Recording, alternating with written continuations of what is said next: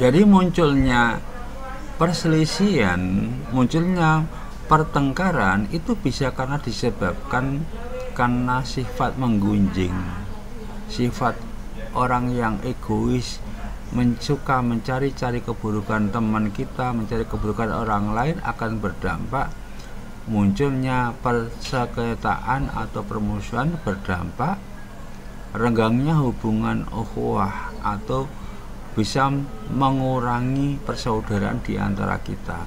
Maka kita dianjurkan untuk menjaga tersebut. Lalu yang berikutnya,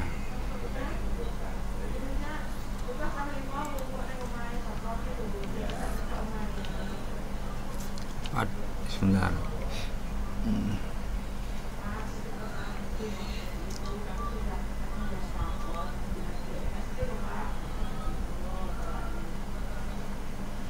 Kita lihat pada kandungan hadis. Maaf, kita lihat pada kandungan hadis terkait dengan yang ukhuwah, persaudaraan. Rasulullah SAW menjelaskan bahwa persaudaraan antar muslim bagaikan satu bangunan. Sebuah bangunan akan runtuh apabila salah satu bagiannya rusak. Begitu pula dengan persaudaraan umat Islam. Jika umat Islam itu terpecah belah karena suatu permasalahan, persaudaraan tersebut akan hancur layaknya bangunan yang rusak. Lalu bagaimana dengan upaya untuk menjaga persaudaraan supaya kuat? Maka kita kaitkan dengan perilaku yang lain. Perilaku yang lain itu yang mana? Perilaku husnudon. Jadi di dalam persaudaraan hendaknya kita landasi prasangka yang baik supaya tidak terjadi persoalan. Jika dengan menghindari prasangka yang buruk itu, persaudaraan di antara kita akan bisa terjaga dengan baik. Maka di dalam hadis itu kita diperintahkan untuk menjauhi prasangka buruk kepada orang lain, dilakukan dalam rangka menjaga ukhuwah atau persaudaraan di antara kita. Terus, bagaimana menjaga persaudaraan dengan cara yang lain? Kita lihat pada kandungan hadis tentang kontrol diri. Hadis tersebut mengingatkan kepada kita bahwa perilaku melawan hawa nafsu merupakan jihad yang baik, yang besar. Juga ada hadis yang mengingatkan atau memerintahkan supaya umatnya senantiasa mengendalikan diri. Mengontrol diri atau menjaga diri itu dilakukan dalam upaya untuk menjaga persaudaraan. Agar tidak terjadi permusuhan di antara kita, maka kita lakukan dengan cara itu supaya apa? Supaya persaudaraan di antara kita tetap terjaga, tidak terjadi hubungan yang rusak. Oleh karena itu, kita belajar untuk menghargai orang lain dengan cara menghargai diri sendiri, yaitu menjaga diri dari perbuatan ghibah atau menggunjing, perbuatan suudzon atau berprasangka buruk kepada orang lain. Ini dilakukan dalam rangka untuk menjaga persaudaraan di antara kita umat manusia. Nah, anakku sekalian, mari kita kembali untuk membahasnya. Berikutnya sekarang, bagaimana untuk mengamalkan perilaku mujahadah an-nafs, husnudzon dan ukhuwah serta hikmahnya? Ini kita gabung antara tiga hal tadi: ukhuwah, persaudaraan, pengendalian diri, dan husnudzon. Perilaku yang dianjurkan untuk menjaga diri adalah mengamalkan perilaku kontrol diri serta hikmahnya. Lalu yang kedua, mengamalkan perilaku husnudzon dan hikmahnya. Artinya kita jangan sangka berprasangka buruk kepada orang lain. Lalu yang ketiga, mengamalkan perilaku ukhuwah dan hikmahnya. Mengamalkan perilaku persaudaraan dan hikmahnya. Itu kita lakukan dalam rangka untuk mengamalkan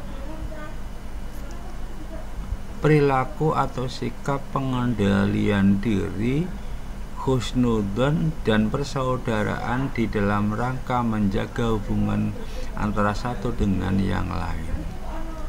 Oleh karena itu, kita harus pandai-pandai menjaga diri, jangan sampai perilaku atau perbuatan kita atau ucapan kita menyakiti satu sama lain.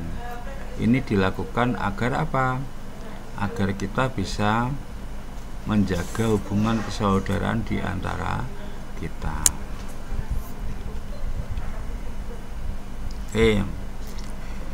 Masih ada keterkaitan meskipun tema kita adalah persaudaraan. Tetapi perilaku ini, pengamalan ini akan bisa mendorong persaudaraan di antara kita akan terjalin dengan kuat.